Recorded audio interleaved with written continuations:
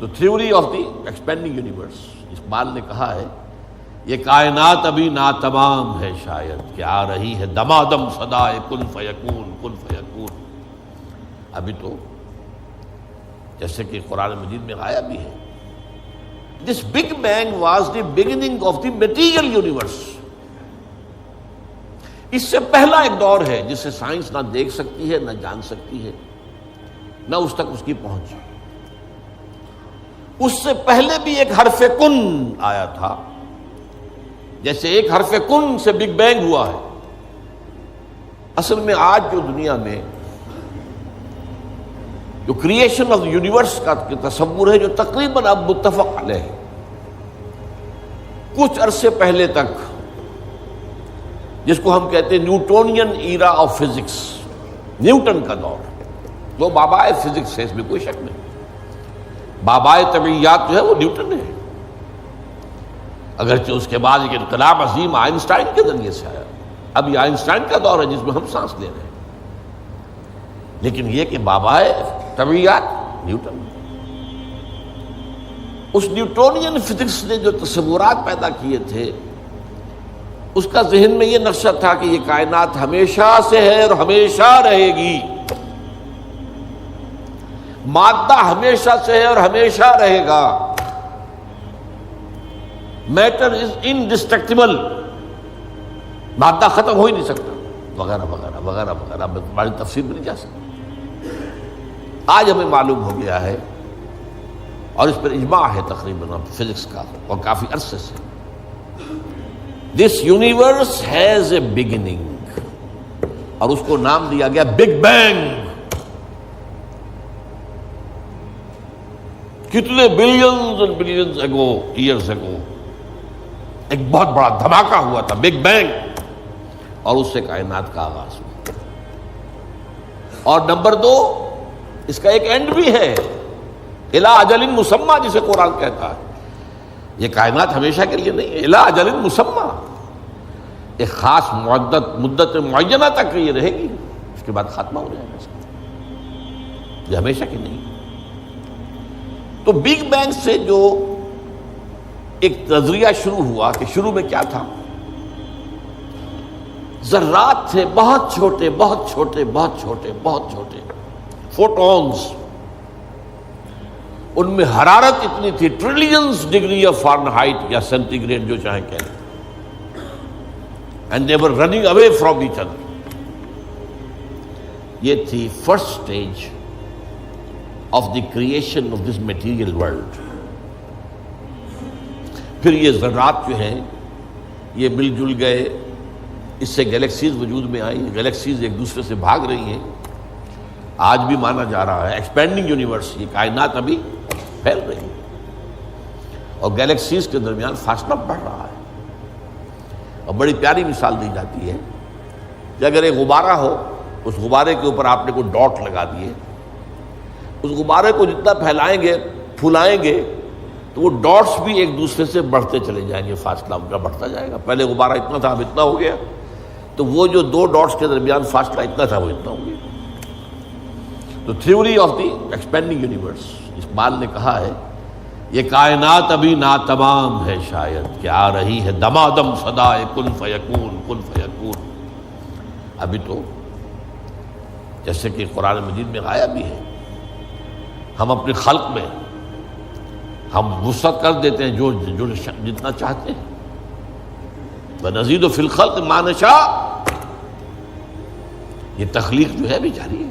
بہرحال اس کے بعد وہ دور آیا کہ پھر یہ گیلیکسیز کے اندر یہ کرے بنے اور سٹارز بنے، اور پھر وہ کرے ٹھنڈے ہونے شروع ہوئے. انہی میں سے ایک کرہ ہمارا یہ زمین ہے. یہ آگ کا کرہ تھا، آگ کا جیسے سورج ہے، لیکن ٹھنڈا ہوا. ٹھنڈے ہونے سے یہ سکڑا، تو اس پر اونچائیاں اور نیچائیاں پیدا ہوئی. اس میں سے جو بخارات نکلے انہوں نے جا کے ایٹماسفیئر کی شکل اختیار کی. اس ایٹماسفیئر کے اندر پھر گیسز کے باہمی انٹریکشن سے پانی پیدا ہوا، اور ہزارہا برس تک پانی برستا رہا، پانی برستا رہا، پانی برستا رہا، جس سے سمندر وجود میں آیا۔ اور وہ جو زمین ٹھنڈی ہوئی تو اوپر کرسٹ آف دی ارتھ جو آیا ہے، وہ اور پانی، اس کے امتزاج سے اس کرۂ ارضی پر حیات کا آغاز ہوا، اور اس حیات کی لکھوں کا سال کے اندر ارتقائی مراحل سے گزر کر آخری نتیجہ جو ہے وہ آج کے نظریے کے مطابق وہ ہومو سیپینس انسان ہے۔ یہ میں نے آج کا نظریہ تخلیق آپ کے سامنے رکھ دیا۔ اس میں سے پہلے حصوں کے بارے میں تو اب اختلاف نہیں ہے، البتہ یہ کہ ایولیوشن کے بارے میں ظاہر بات ہے کہ اختلافات ابھی ہیں، لیکن یہ کہ یہ نظریہ ہے، اگرچہ بایولوجی کے میدان میں تھیوری آف ایولیوشن جو ہے اسے قبول نہیں کیا گیا، لیکن یہ ہے کہ ویسے اس کو تسلیم کیا جاتا ہے as a matter of fact. انسان کی سوچ میں، سوشل سائنسز میں، ہر چیز کے اندر جو ہے وہ تھیوری آف ایولیوشن گھس چکی ہے۔ اب جو بات اس میں نہیں آئی ہے وہ بات میں آپ کو بتا رہا ہوں۔ This Big Bang was the beginning of the material universe. اس سے پہلا ایک دور ہے جسے سائنس نہ دیکھ سکتی ہے، نہ جان سکتی ہے، نہ اس تک اس کی پہنچ۔ اس سے پہلے بھی ایک حرف کن آیا تھا، جیسے ایک حرف کن سے بگ بینگ ہوا ہے۔ بگ بینگ کس چیز میں ہوا ہے وہ ابھی میں بتاتا ہوں۔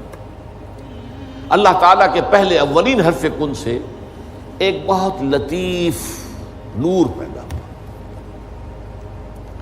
یہ لطیف نور کیوں کہہ رہا ہوں؟ اس میں حرارت نہیں تھی، حرکت بھی نہیں تھی، لطیف۔ اس سٹیج پر اس لطیف نور سے انسانی ارواح پیدا کی گئی اور فرشتے پیدا کیے۔ یہ پری بگ بینگ معاملہ ہے۔ ارواح انسانیہ میٹیریل نہیں ہے، ان کا تعلق اس یونیورس، میٹیریل یونیورس سے نہیں ہے۔ یہ تو بگ بینگ سے پہلے کی بات ہے، فرشتے اور ارواح انسانی۔ جسد نہیں تھا، صرف روحیں تھیں، لیکن ہر ایک کی روح تھی۔ آدم سے لے کر آخری انسان جو آئے گا دنیا میں قیامت سے تب پہلے تک، سب کی ارواح موجود تھی، اور ان سے عہد لیا تھا اللہ نے، الست بربکم قالوا بلی۔ اب جو آدمی اس بات کو نہیں مانتا وہ کیسے سمجھے گا کس سے عہد لیا تھا؟ جدید دور کے ایک مفسر نے لکھا اپنی تفسیر میں، یہ عہد انسان کی تخلیق سے قبل عالم غیب میں لیا گیا۔ میں نے ان سے عرض کیا کہ حضور یہ تو جملہ آپ کا محمل ہے،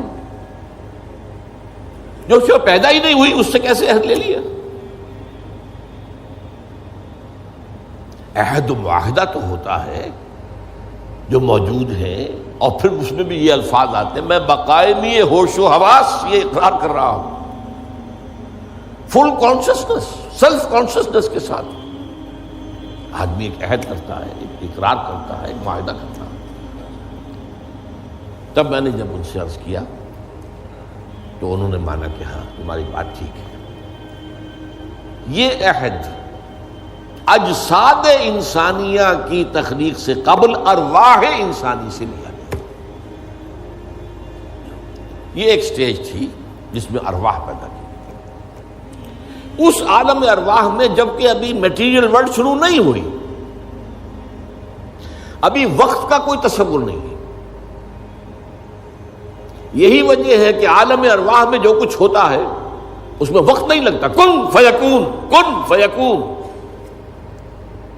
عالم خلق میں آ کر وقت لگتا ہے۔ آسمان اور زمین 6 دنوں میں پیدا کیے ہیں، وہ دن ہمارے 24 گھنٹے والے دن تو نہیں ہے۔ انسان کے ایک نطفے سے لے کر ایک بچے کے مکمل ہونے تک 9 مہینے لگتے ہیں، ٹائم لگتا ہے۔ عالم ارواح میں ملائکہ کے لیے کیا خیال ہے آپ کا؟ جبرائیل کو عرش معلیٰ سے یہاں آنے میں کوئی وقت لگتا ہے؟ ٹائم ایلیمنٹ ہے ہی نہیں۔ ابھی یہ اس دور کی پیداوار ہے جبکہ ابھی ٹائم پیدا ہوا ہی نہیں. ٹائم اینڈ سپیس جو ہے یہ کانسیپٹ ہے بگ بینگ کے بعد کا. حرکت بھی ہے تو اسی کے اعتبار سے جو وقت کا تصور پیدا ہوگا پاسنگ ٹائم. لہذا یہ ارواح انسانیہ پیدا کی گئی جبکہ ابھی میٹیریل یونیورس کی ابتدا نہیں ہوئی تھی اور ان کو ایک کولڈ سٹوریج میں رکھ دیا گیا.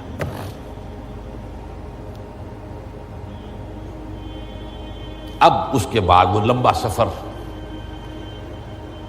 یہ جو تنزلات اور ارتقاء، یہ اصل میں دو اصطلاحات آتی ہیں.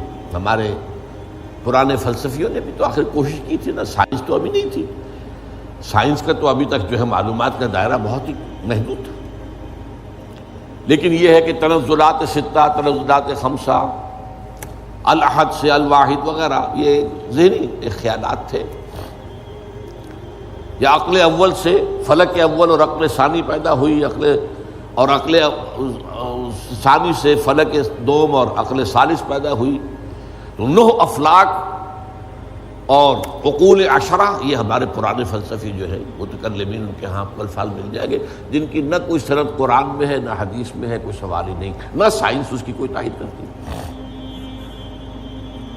جو بات میں عرض کر رہا ہوں اب اس کے اعتبار سے آپ کو سائنس کے درمیان اور اس پورے تصور کے درمیان معلوم ہوگا کہ ہم آہنگی ہے، مکمل ہم آہنگی.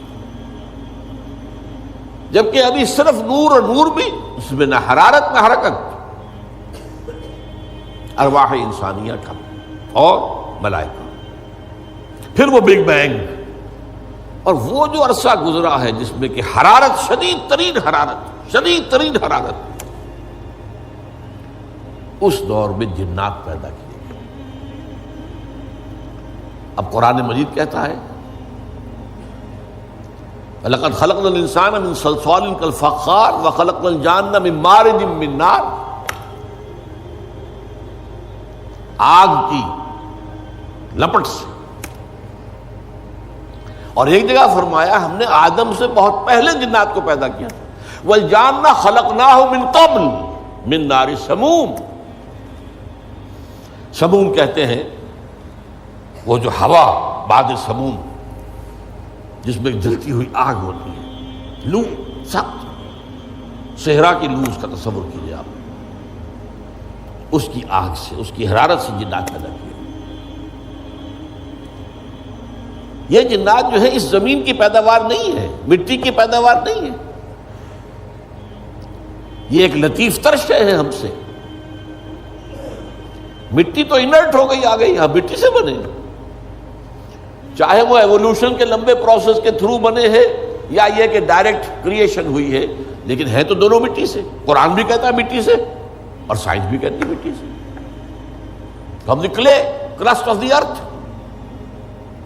اور قرآن بھی کہتا ہے وَجَعَلْنَا مِنَ الْمَاءِ كُلَّ شَيْءٍ حَيٍّ. ہر شے میں حیات جو ہے، اس حیات کا منبع اور سرچشمہ پانی ہے. مادہ تخلیق جو ہے حیوانات ارضی کا، جن میں انسان بھی شامل ہے، وہ تو ہے مٹی، لیکن منبع حیات پانی.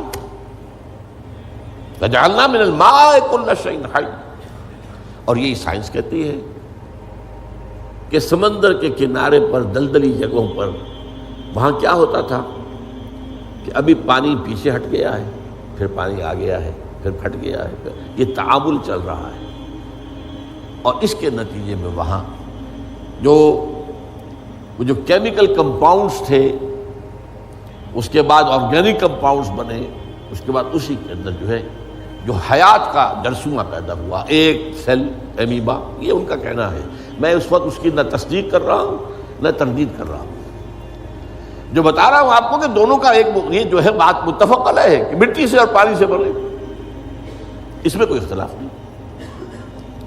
اب یہ سلسلہ جو چلا ہے، اب وہی کہانی جو ہے دہرائی جا رہی ہے. وہی ایک سیل سے رحم مادر میں بچہ پروان چڑھ رہا ہے،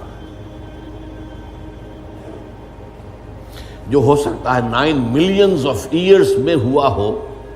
ایک جرثومے سے لے کر انسان تک کا معاملہ وہ رحم مادر میں 9 مہینے میں ہو رہا. The same process. سنگل سیل، اور اس کے یہ مراحل ہیں۔ تو زندہ تو ہے، نطفہ بھی زندہ، علقہ بھی زندہ، مضغہ بھی زندہ، ماں کی طرف سے آنے والا بیضہ بھی زندہ، مرد کے نطفے اور ماں کے بیضے سے امتزاج سے وجود میں آنے والا زائگوٹ نطفۃ امشاج وہ بھی زندہ۔ لیکن جب 120 دن ہو جاتے ہیں تو اب یرسل الملک کا بعد، اب وہ فرشتہ بھیجا جاتا ہے وہ رحم مادر میں، وہ روح، اس کی روح، میری روح جو وہاں تھی، وہ لا کر میری والدہ کے رحم میں، وہ جو میرا حیولہ وجود میں آیا تھا اس کے اندر پھونکی گئی ہے، تب میں بنا ہوں، میرا وجود انسان کی شکل اختیار کیا۔ یہ ہے در حقیقت قرآن مجید کا جو حقیقت انسان۔ سبحان اللہ سبحان اللہ سبحان اللہ سبحان اللہ، مکھ چند بدے شاشانی، مکھ چند بدے شاشانی، مت چمکے لا